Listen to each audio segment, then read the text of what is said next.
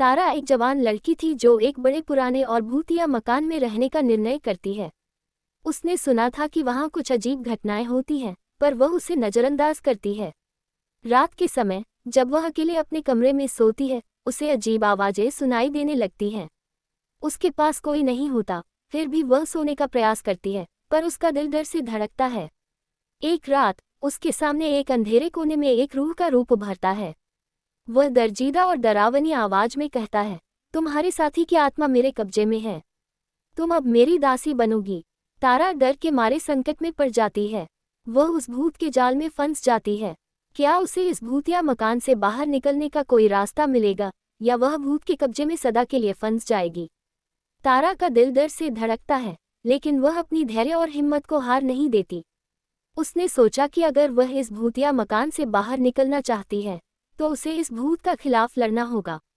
तारा ने धीरे धीरे अपनी हिम्मत इकट्ठी की और उस भूत की ओर बढ़ती है। वह उस भूत के सामने खड़ी हो जाती है और कहती है, तुम मुझे अपनी दासी नहीं बना सकते, मुझे यहाँ से निकलना होगा और मैं तुम्हें रोकने नहीं दूंगी। भूत का रूप तेजी से बदलता है और वह तारा के पास आता है। धीरे धीरे तारा के आसपास का अंधेरा चला जाता है और उसके साथ एक उज्ज्वल प्रकाश उभरता है। तारा देखती है कि यह प्रकाश उसके प्रियों की आत्माओं का है जो भूत के कब्जे में थी। धीरे धीरे भूत की शक्तियों को हराते हुए तारा ने अपने प्रियों की आत्माओं को मुक्ति दिलाई। उसने उन्हें साथ लेकर भूतिया मकान से बाहर निकला। ध्वनि आत्मा को मुक्ति मिलने के बाद तारा के चेहरे पर एक शांति और संतोष की मुस्कान थी। वह जानती थी कि वह ने अपने दिल की धड़कन से डर का सामना किया और उसने अपने प्रियों को बचाने के लिए साहस और समर्थन दिया। भूतिया मकान से बाहर निकलते ही तारा को एक आश्चर्यजनक अनुभव होता है।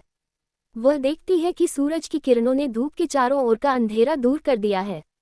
एक सुहाना परिदृश्य सामने आता है जो तारा को नई आशा और उम्मीद का एहसास दिलाता है। तारा ने सोचा कि उसे इस अनुभव से कुछ सीखना है। वह अपने आत्मविश्वास को और मजबूत करने का निर्णय लेती है। उसने तय किया कि वह अपने डर का सामना करेगी और हर मुश्किल को पार करेगी। तारा ने भूतिया मकान की ओर एक अंतिम नज़र डाली और उसने उससे अलविदा कहा। फिर वह नई जीवन की ओर अग्रसर होती है जिसमें उसकी साहस, संगीनता और परिश्रम का उत्साह सब कुछ होता है। तारा की कहानी साबित करती है कि जीवन में हमें कभी भी हार नहीं माननी चाहिए और हमें हर मुश्किल को पार करने के लिए अपने अंदर के साहस और सामर्थ्य का उपयोग करना चाहिए। जब हम अपने डर से निपटते हैं तो हम अपने असीम संभावनाओं को पहचानते हैं और अपने लक्ष्य की ओर अग्रसर होते हैं। तारा ने नई जगहों की खोज की, नए लोगों से मिले और नए अनुभवों को अपनाया। उसने अपने जीवन को पूरी तरह से प्रेरित और संतुष्ट तरीके से जीने का निर्णय लिया। वह समय समय पर भूतिया मकान की याद करती, लेकिन उसका डर उसे अब अपने पुराने आत्मविश्वास के साथ जीने का एहसास कराता था। अंत में तारा ने अपने डर को परास्त किया और उसने नए सफलता के सफर में कदम रखा। उसकी कहानी हमें ये याद दिलाती है कि जीवन में डर का सामना करना एक प्रकार का संघर्ष हो सकता है, लेकिन हमारे अंदर के साहस और सामर्थ्य से हम हर मुश्किल को पार कर सकते हैं। और इसी भयानक और रोमांचक कहानी के साथ हमारी कहानी अंत होती है, जो हमें ये सिखाती है कि जीवन में हमें कभी डर के सामना करने से नहीं घबराना चाहिए, बल्कि हमें हर मुश्किल का सामना करने के लिए अपने अंदर के साहस और संगीनता का उपयोग करना चाहिए।